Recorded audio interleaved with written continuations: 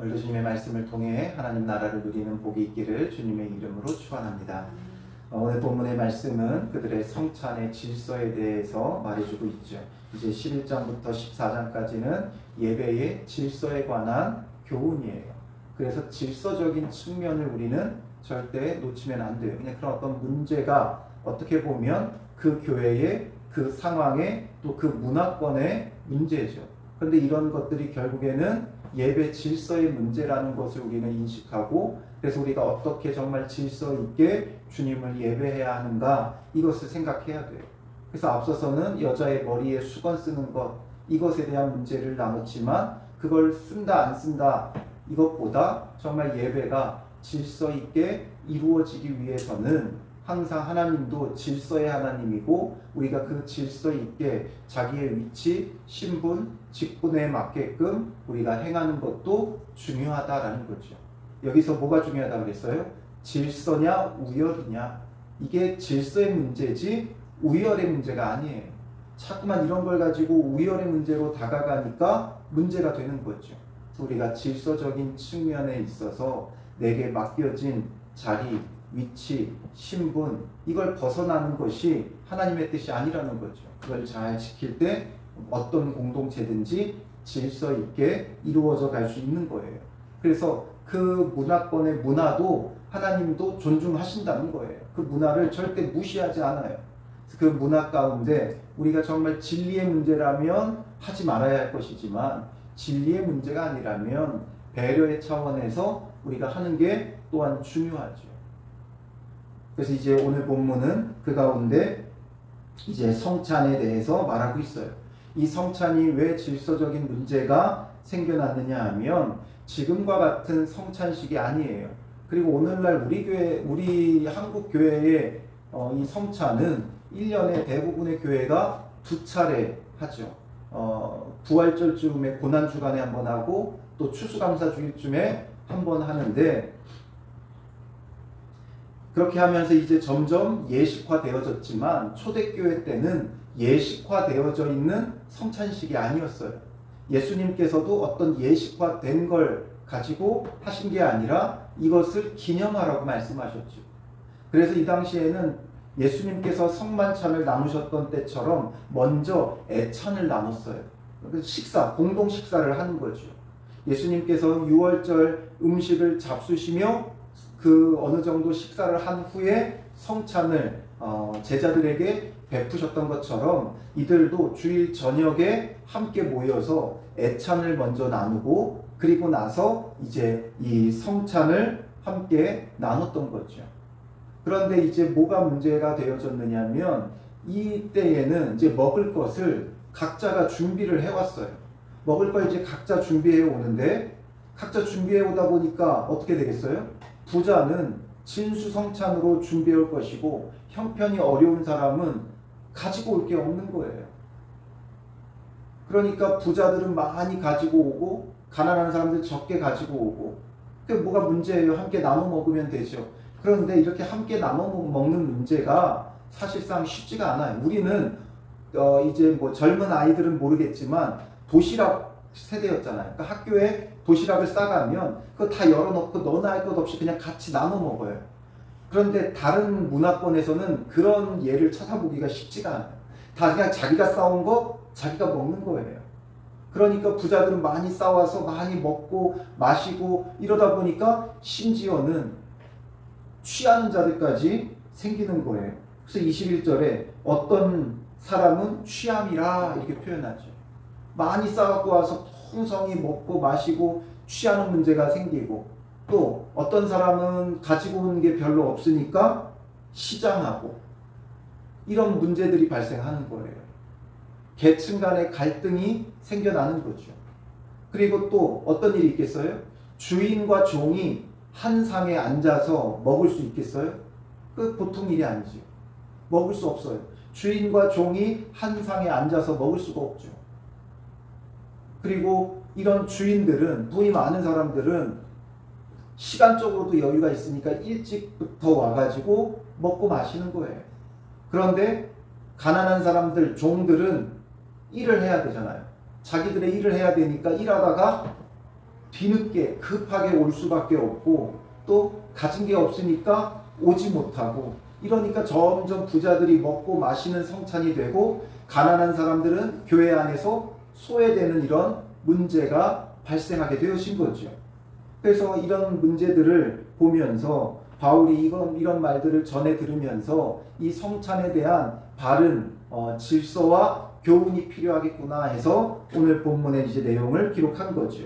17절에 내가 명하는 이 일에 너희를 칭찬하지 아니하나니, 이 일에 대해서는 칭찬하지 않는다. 그러니까 바울이 굉장히 강한 어조로, 비판적인 어조로, 책망의 어조로 이들에게 말을 해요. 머리에 수건 쓰는 일은 앞선 2절에 보면 그 전통을 너희가 지킴으로 너희를 칭찬하노라 말하죠. 머리 쓰는 그 수건을 쓰는 그 전통을 지키기 때문에 칭찬한다 했지만 이 문제는 칭찬할 문제가 아니다. 이것도 역시 어떻게 보면 그들의 문화권 안에 자연스럽게 행하는 일들이었겠지만 이 부분은 칭찬할 게 아니다. 앞선 건 칭찬할 부분이지만 이건 칭찬할 게 아니다. 명확하게 말하죠. 이는 너희의 모임이 유익이 못되고 도리어 해로움이라. 오히려 그 모이는 게 해롭다는 거예요. 그들은 성만찬을 나누겠다고 모였지만 그게 오히려 해롭게 되어졌다. 이걸 말하죠. 먼저 너희가 교회에 모일 때에 너희 중에 분쟁이 있다 함을 듣고 어느 정도 믿거니와. 어느 정도는 믿는다라는 거예요. 교회에 모일 때 분쟁이 있다는 것, 이런 여러 가지 앞서서도 갈등이 있었죠. 바울파, 아볼로파, 게바파 이런 분쟁도 있었고 이렇게 계층 간의 분쟁도 있다는 것 어느 정도 믿고 있다, 알고 있다 이 이야기죠. 그런데 이것이 꼭 전해준 사람의 말을 다 믿는 건 아니라는 거죠. 우리가 이것도 좀 필요해요. 누가 뭔가 이야기를 해주면 그걸 다 믿으면 안 돼요. 전하는 사람에 따라서 과장이 되게 되어 있어요. 전하는 사람이 별거 아닌 것으로 전하고 싶을 때는 좀 축소해서 이야기를 하겠죠. 그리고 이것이 자기에게는 문제라고 여겨지는 사람에게는 조금 과대해가지고 전하게 되어져 있겠죠. 분명한 사실은 하나인데 이게 그렇다고 해서 정말 어떤 극심한 문제였다거나 또 그런 것만은 아니었던 것 같아요. 그런데 이런 문제들이 있다는 것은 바울도 알고 있다 이거죠. 너희 중에 파당이 있어야 너희 중에 옳다 인정함을 받은 자들이 나타나게 되리라. 이런 분쟁에 있어서 꼭 분쟁이 나쁜 것만은 아니라는 거죠. 분쟁이 있어야 옳고 그름이 분별이 되어지고 옳은 자들이 나타나고, 그런데 이제 그보다 중요한 건 뭐겠어요? 분쟁을 해소하고 해결하는 게 중요한 거죠. 이런 분쟁이 생기는 건 그 안에 내재 있던 문제가 표출되어지는 거예요. 그러니까 이렇게 성만찬에 갈등이 생긴다는 것은 그들 안에 내재되어 있는 문제들이 드러나는 거죠. 여전히 그들 안에는 뭐가 부족했던 거예요? 고린도 교회는 탁월한 교회라고 했죠. 지식도 있고 은사도 있고 주님의 나타나심을 기다림도 있고 아주 충만한 교회였는데 이들에게는 이런 갈등, 서로에 대한 어떤 이해, 배려, 사랑이 부족한 거죠. 그래서 앞서서 계속 말하는 게 뭐예요? 나의 유익을 구하지 말고 남의 유익을 구하고 덕을 세우고 선을 행하라 이거잖아요. 자칫 교회가 잘못하면 이런 길로 갈 수 있어요. 열심히 말씀의 지혜와 지식을 쌓고 또 은사도 충만하고 봉사와 섬김도 있는데 정작 사랑과 배려와 덕을 세우고 남의 유익을 구하는 것은 조금 소홀할 때가 있죠. 그러니까 자기 신앙이 개인적이라고 해서 하나님과 나와의 1대1적인 관계라고 해서 자기 신앙에만 너무 몰두할 때가 있어요. 이것이 누군가에게는 해가 될 수도 있음을 생각해야 되는 거죠. 그래서 갈등이 생기는 것, 그들 안에 내재되어 있었던 덕을 세우고 남의 유익을 구하는 이런 것이 없는 문제들이 드러난 거예요. 그럼 드러난 대로 그대로 성찬에 참여해야 되느냐? 그게 아니라 그 문제를 잘 해결을 해야 되는 거죠. 그걸 지금 인지도 못하고 이렇게만 하고 있다면 어떻게 되겠어요? 이런 갈등이 있는데 그런즉 너희가 함께 모여서 주의 만찬을 먹을 수 없으니 갈등 가운데 어떻게 함께 앉아서 먹습니까? 치열하게 싸워놓고 자 이제 악수하고 화해 이런다고 끝나는 게 아니잖아요. 그러니 그 문제들이 해결되어져야 성만찬이 정말 성만찬으로서 이루어지지 않겠느냐. 성만찬이 뭐예요? 성찬이 뭐예요? 예수 그리스도와 하나 되어지는 주의 살을 먹고 주의 피를 마심으로 그리스도 예수와 연합되어져 예수 그리스도와 하나 되는 것이고 내가 예수 그리스도와 하나가 되고 너가 예수 그리스도와 하나가 되면 우리도 하나가 되어지는 거죠. 즉 이 성찬은 예수 그리스도와 하나 된 교회를 이루어가는 데 있어 굉장히 중요한 거예요. 그래서 일치, 연합, 하나가 되어짐이 중요한데 갈등 가운데 이러고만 있다라는 거죠. 그래서 실제적인 그들의 문제를 지적하죠. 21절에 이는 먹을 때에 각각 자기의 만찬을 먼저 갖다 먹음으로 이게 이제 애찬 먼저 성찬이 이루어졌을 때 먼저 공동의 식사를 나누는 거죠. 그래서 자기의 만찬을 갖다 먹으니까 어떤 사람은 시장하고 어떤 사람은 취함이라. 누군가는 배고프고 누군가는 배부르고 또 취하고 이런 문제가 생긴다라는 거죠. 그러면서 강한 어조로 이들을 책망해요. 너희가 먹고 마실 집이 없느냐. 그토록 부유하다고 하면서 먹고 마실 데가 없어가지고 교회까지 와서 먹고 마시려고 하느냐. 너희가 하나님의 교회를 업신여기고 빈궁한 자들을 부끄럽게 하느냐. 자기 도시락을 뽐내려고 자기가 쌓은 걸 또 뽐내려고 부자들은 더 많이 쌓았겠죠. 일부러라도 더 많이 쌓았어요. 그렇다면 그 많이 쌓는 가운데 연약한 자들, 가지지 못한 자들, 빈궁한 자들을 위한 것을 따로 준비하면 되죠. 같이 준비해서 그걸 나누면 되죠. 그런데 자기 거밖에 몰랐다는 거예요. 물론 우리 개념에서는 좀 이해가 안 되죠.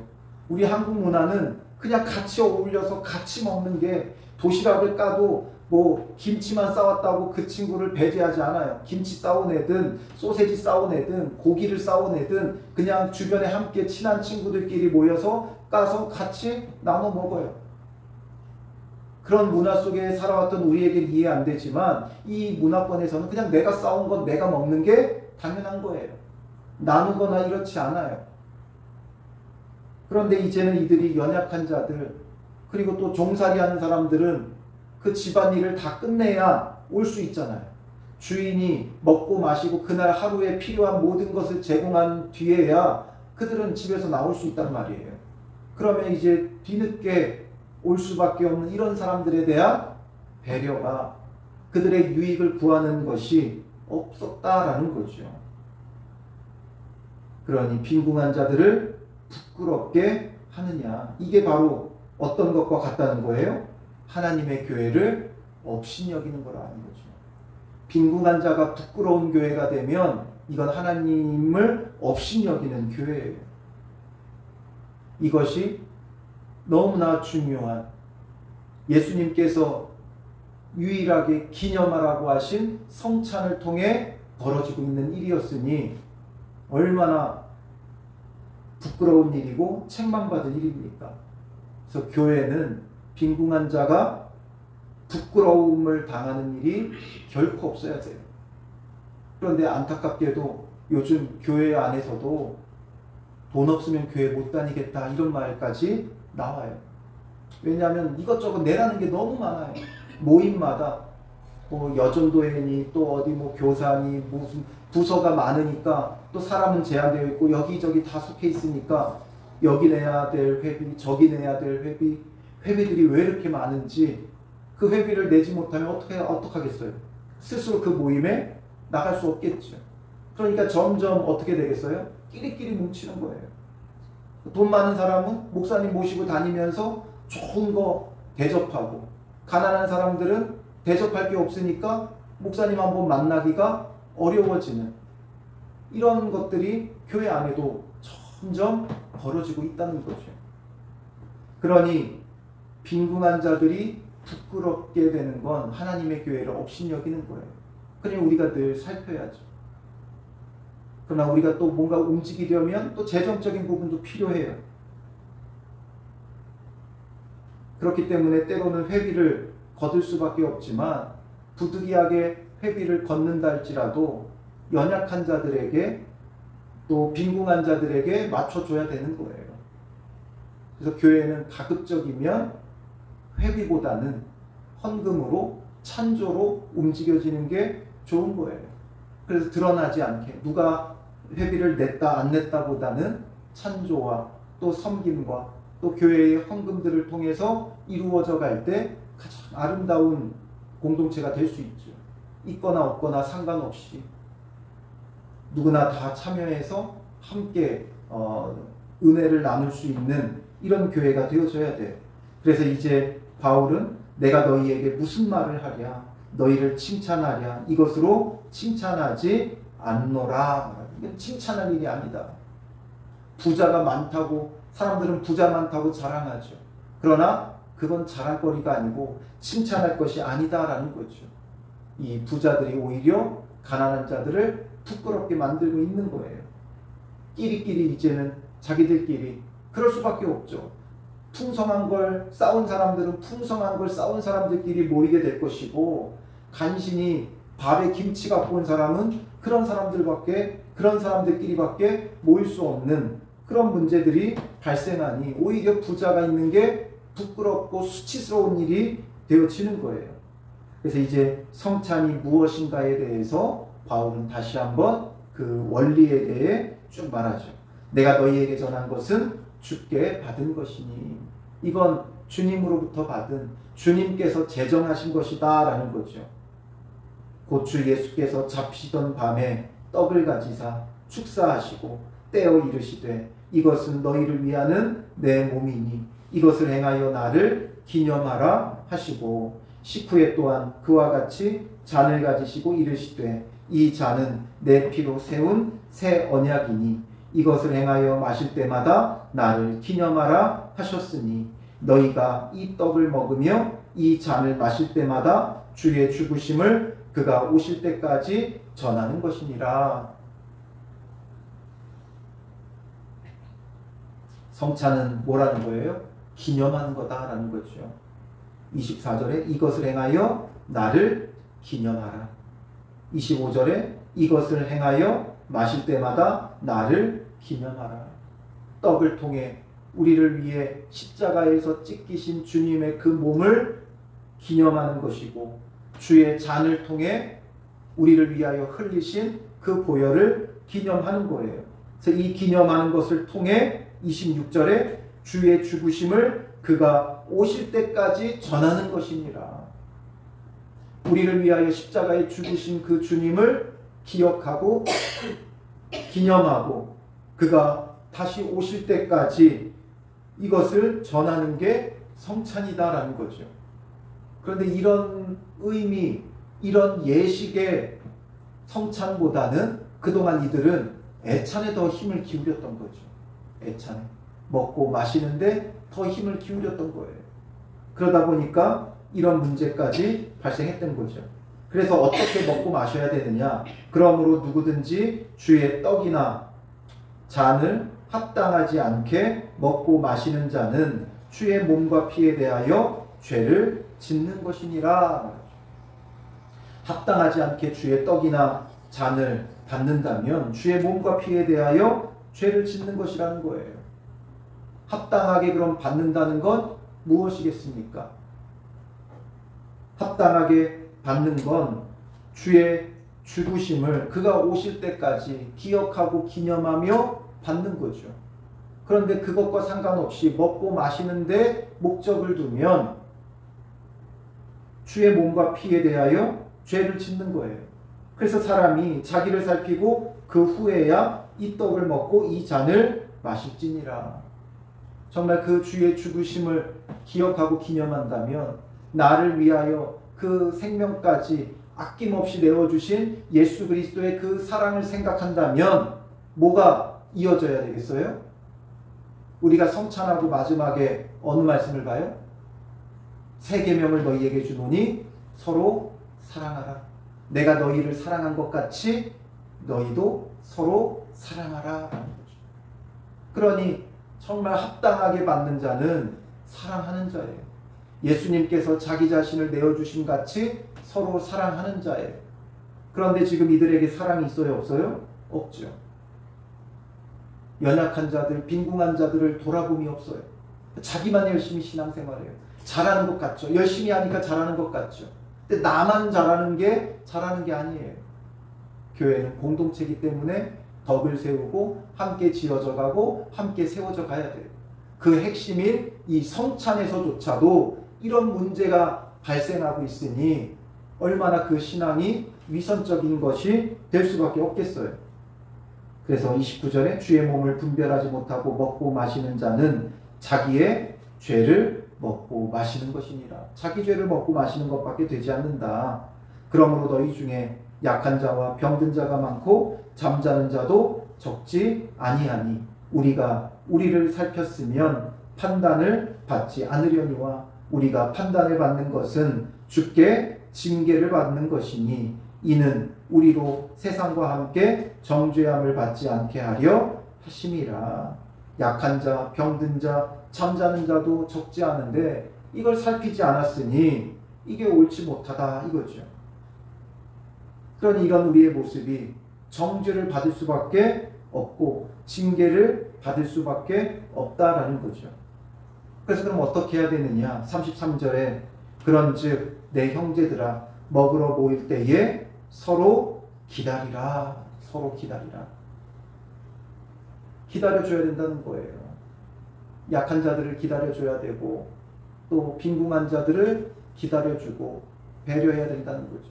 빈궁한 자들이 늦을 수밖에 없는데 그러다 보면 점점 어떻게 되겠어요?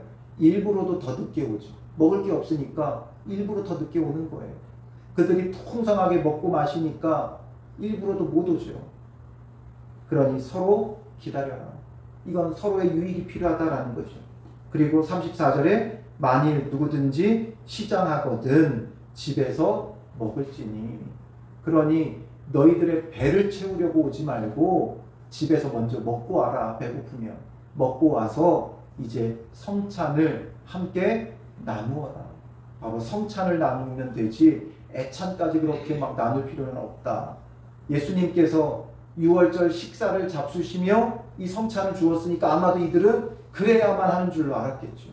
그러니 우리도 저녁에 모여서 잡수시던 날 밤에 주께서 떡을 가지고 축사하셨으니까 우리도 주일 저녁에 함께 모여서 식사를 나누고 성찬을 해야 되겠구나 이렇게만 생각을 했던 거예요. 그러니 늘 식사를 준비해야 되고 그러니 식사를 준비하기에는 너무나 많은 사람들이 모이니까 각자가 먹을 것을 준비해 오자 이렇게 됐겠죠. 그래서 먹을 것을 준비해서 먹다 보니까 이런 문제가 발생했으니 이제 기다려주고 늦을 수밖에 없는 사람들을 기다려주고 또 너무 배고파서 참지 못한다면 그렇다면 집에서 먹고 와라. 이게 전부 다 누구를 위한 거예요? 연약한 자들을 위한 거죠. 나의 유익을 구하는 게 아니라 남의 유익을 구하며 덕을 세우는 거죠. 그래서 그 누구도 부끄럽지 않게, 그 누구도 소외되지 않게, 빈궁한 자가 부끄럽지 않게 정말 교회를 업신여기지 말고 공동체를 존중히 여겨야 돼요. 교회는 뽐내기 위해서 오는 곳이 아니죠. 그러니 가급적이면 정말 연약한 사람들에 대한 배려들이 늘 필요해요. 너무 자기를 화려하게 치장하고 올 필요도 없어요. 명품을 두르고 와가지고 그거 어디 거냐 뭐 이럴 필요도 없어요. 그러니 부한 사람들은 오히려 자기를 더 검소하게 해야 된다고 했죠. 검소하게 하고 연약한 사람들이 부끄럽지 않도록 또 있는 사람들은 드러내게 교회에 무언가를 하는 게 아니라 오히려 더 은밀하게 오른손이 하는 일을 왼손이 모르게 해야 되는 거죠. 우리는 드러내기를 좋아해요. 내가 이거 했다 저거 했다. 그러나 드러내지 말고 오히려 무명이 되어져야 돼요. 주님 앞에서 무명인 자는 하나님 나라에서 유명한 자가 되는 거예요. 그래서 드러내지 말고 은연중에 사랑하고 섬기고 베푸는 그런 섬김들이 교회를 교회답게 만드는 거죠. 특히나 우리는 이제 성찬 공동체예요. 그리스도의 몸을 함께 먹고 그리스도의 피를 함께 나누어 마시는 공동체죠.